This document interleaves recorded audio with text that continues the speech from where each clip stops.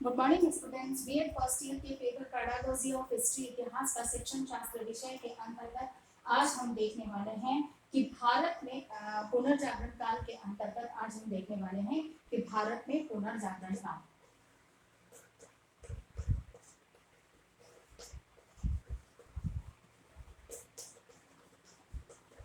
भारत में पुनर्जागरण की जो था कि जो पुनर्जागरण का एक सैलाब आया था, यूं कहें कि पुनर्जागरण की जो प्रक्रिया थी उसके अंतर्गत बहुत सारे ऐसे परिवर्तन थे या बहुत ऐसी क्रियाएं की गई, कार्य किए गए जिससे कि एक परिवर्तन की लहर को दिशा मिल सकी। तो यहाँ पर सबसे पहला जो था राजनीतिक और प्रशासनिक एकता।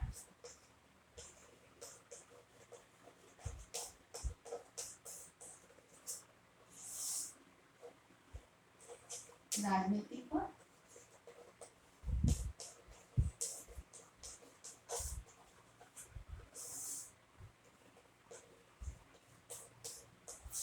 राजनीतिक और प्रशासनिक एकता, जैसे कि स्वतंत्रता आंदोलन के समय है, एक समय था जब संपूर्ण भारत, जब विभिन्न जागीरों में, राजतंत्रात्मक व्यवस्थाओं में सभी अपने अपने क्षेत्रों में और अपने अपने दृष्टिकोण से बटे हुए थे। ऐसे में राष्ट्र को आजादी दिलाने के लिए अनिवार्य था कि सभी का एकजुट होना जरूरी है, लेकिन उस समय तक ऐसी स्थिति नहीं थी। लेकिन भारत में जब पुनर्जागरण की लहर आई तो उस लहर ने सभी को राजनीतिक तौर से, सभी को राजनीतिक दृष्टिकोण से एक किया, सभी एक हुए, तभी एक होकर संपूर्ण भारत के लोगों ने एक होकर और ब्रिटिश साम्राज्य के खिलाफ संघर्ष किया, जिससे कि आजादी को दिशा प्राप्त हुई, आजादी हमें प्राप्त हुई। यही चीज जो एक राजनीतिक, इसी दृष्टिकोण से राजनीतिक एकता स्थापित हुई।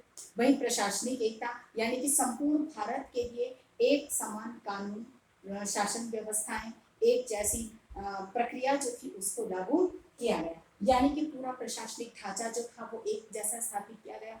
जैसे कि पहले अलग अलग राज्यों के अकॉर्डिंग राजशाही व्यवस्थाओं के अंतर्गत अलग अलग था, हर राजा के अपने ढांचा था, अपनी नियम व्यवस्थाएं थी, उन सब में परिवर्तन किए गए और संपूर्ण भारत में एक जैसी व्यवस्था को लागू किया। दूसरा जो पुनर्जागरण के क्षेत्र में कदम था या कार्य किया गया, यह था शिक्षा। शिक्षा का प्रसार, शिक्षा के क्षेत्र में पुनर्जागरण की एक बहुत बड़ी लहर उठकर आई, जिसमें कि शिक्षा प्राप्त करने का अधिकार सबको नहीं था। शिक्षा के भी एक परंपरागत व्यवस्थाएं थी जो कि भारत को सभी राष्ट्रों के, या कहना चाहिए कि विकास के पथ पर आगे नहीं ले जा सकती थी। इसके लिए या यूं कहा जाए कि स्वतंत्रता के लिए भी सभी का एकजुट होना जरूरी था, और उसके लिए अनिवार्य था कि लोग हमारे स्वतंत्रता सेनानियों की बातों को समझें, उनकी बातों को स्वीकार करें, उन पर विश्वास करें, उनके बाद उन्होंने वे जो कुछ कह रहे हैं उसकी वास्तविकता को समझ सकें। अब तक क्या होता था कि अशिक्षित जनता थी, उनको जागीरदार जमींदार जो कहते थे उस चीज पर विश्वास करते थे, राजाओं के द्वारा जो कुछ कह दिया जाता था उसी पर वे पत्थर की लकीर मान लेते थे, उस पर विश्वास करके ही कार्य करते थे। क्या सही है क्या गलत है, कौन किस तरह की कहना चाहिए नीति चल रहा है, उसके बारे में उन्हें इतनी जानकारी नहीं। लेकिन शिक्षा वह माध्यम था जिसके माध्यम से उन्हें इस तरह से जागरूक किया जा सकता। इसीलिए शिक्षा के क्षेत्र में पुनर्जागरण हुआ और उसके उसी के तहत जैसे मुंबई, कलकत्ता, दिल्ली, चेन्नई में विश्वविद्यालयों की स्थापना की गई, यानी कि उच्च शिक्षा तक के लिए समस्त प्रयास किए गए, जिससे कि संपूर्ण भारत की जनता को शिक्षा से जोड़ने का प्रयास किया जाए। अगला जो पुनर्जागरण इसमें कार्य हुआ वह था प्राचीन भारतीय इतिहास की खोज।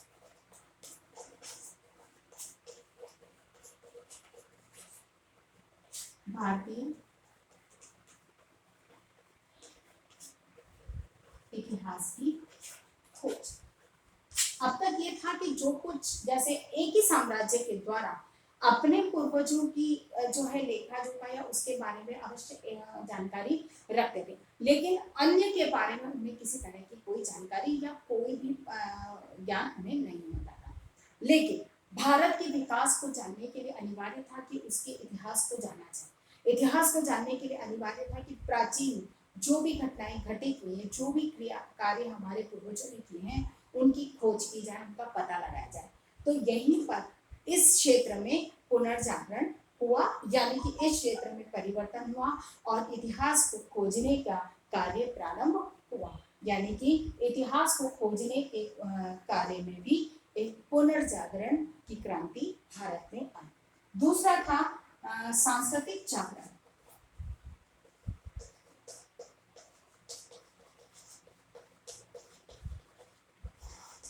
सांस्कृतिक जागरण,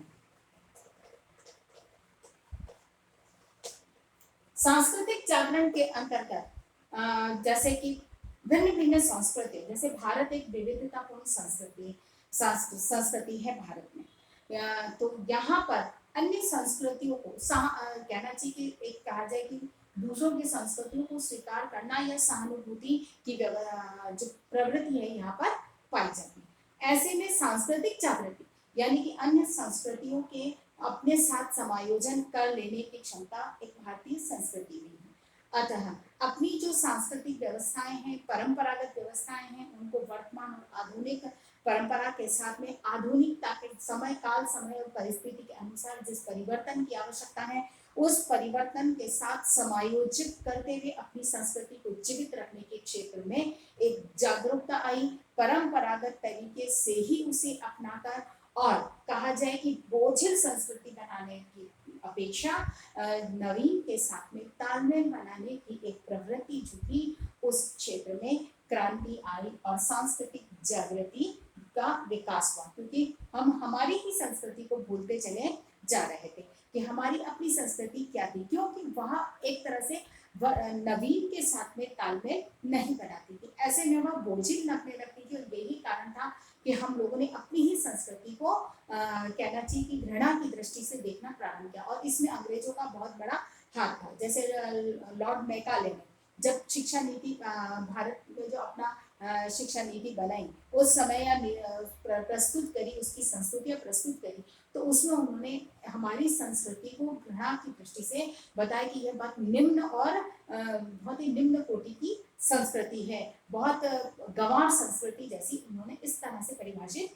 की थी। तो ऐसे में धीरे धीरे ये बात हम भारतीयों में भी बैठती चली गई थी, क्योंकि हम लोगों ने परिवर्तन के साथ, क्योंकि परिवर्तन प्रकृति का नियम है, उस परिवर्तन के साथ हम लोगों ने कदम से कदम मिलाकर हम नहीं चले। उसी का परिणाम था कि हम हमारी ही संस्कृति को भूलते चले गए और दूसरी संस्कृतियों को बाहर ही जैसे पाश्चात्य संस्कृति को श्रेष्ठ समझकर उसको अपनाते चले जाते।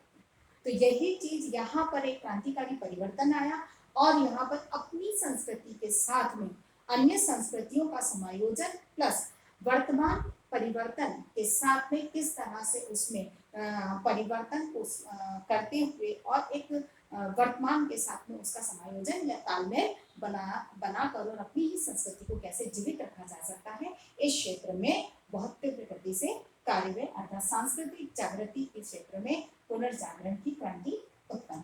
फिर बाद में आता है स्थानीय स्वशासन संस्थाओं का प्रारंभ।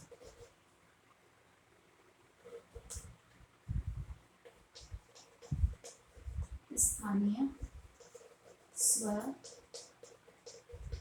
शासन व्यवस्था की स्थापना। ठीक है ना। पहले स्थानीय स्वशासन की व्यवस्था नहीं थी, जैसे कि राजा हुआ करते थे, राजा के ही अंदर सभी संपूर्ण राज्य अधीन रहता था।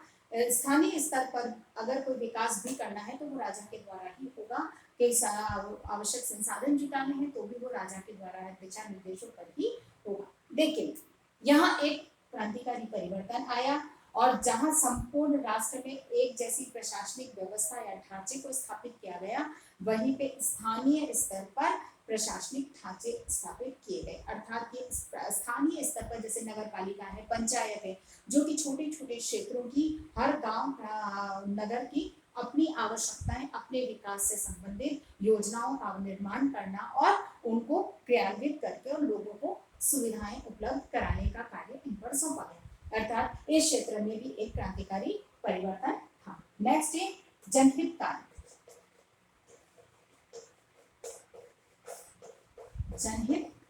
जनहित कार्यों में भी बहुत बड़ा क्रांतिकारी परिवर्तन आया और जनता के हित के दृष्टिकोण से अब कार्य किए जाने लगे, जो कि अब तक केवल कहा जाए कि शासक की अपनी सुविधाओं के अनुसार या जनता विरोध न करे उस दृष्टिकोण से केवल एक कहना चाहिए बहुत कम मात्रा में या बहुत सामान्य सी सुविधाएं या कुछ उनके लिए कार्य होते तो ठीक, अन्यथा कोई ऐसे जन कल्याणकारी कार्य नहीं होते। इसीलिए यहाँ इस क्षेत्र में जनहित के लिए, क्योंकि जनता से ही साम्राज्य है, इसी दृष्टिकोण से जनहित के कार्य किए गए। और यहाँ पर एक और क्रांतिकारी परिवर्तन था, वह था देश का आर्थिक शोषण जो अंग्रेजों के द्वारा किया गया था।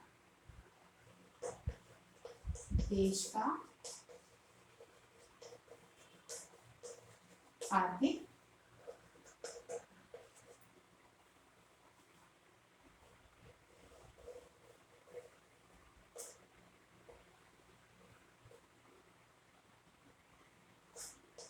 शोषण, ठीक है, अंग्रेजों के द्वारा उस समय देश का आर्थिक शोषण किया गया था। भारत की पूरी अर्थव्यवस्था तहस नहस कर दी थी। एक समय था जब भारत को सोने की चिड़िया कहा जाता था, वो एक कल्पनाओं वाली बात ही रह गई, या यूँ कहा जाए कि यह सब एक इतिहास बनकर रह गया, क्योंकि यह एक बहुत बड़ा परिवर्तन था कि अंग्रेजों ने भारत की संपूर्ण अर्थव्यवस्था को तहस नहस कर दिया। यहाँ से कच्चा माल इंग्लैंड ले जाते थे, वहां से वापस बनाकर भारत में लाते थे।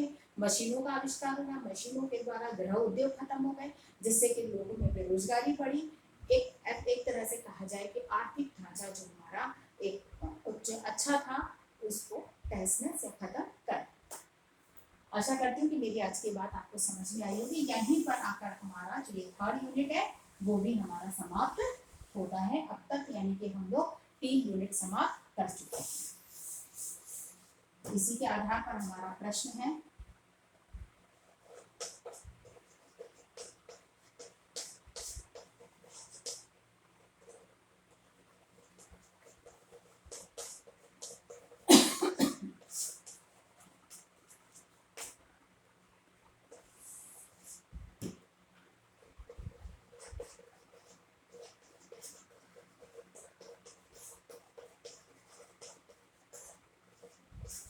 भारत में पुनर्जागरण काल में हुए क्रांतिकारी परिवर्तनों को समझाइए।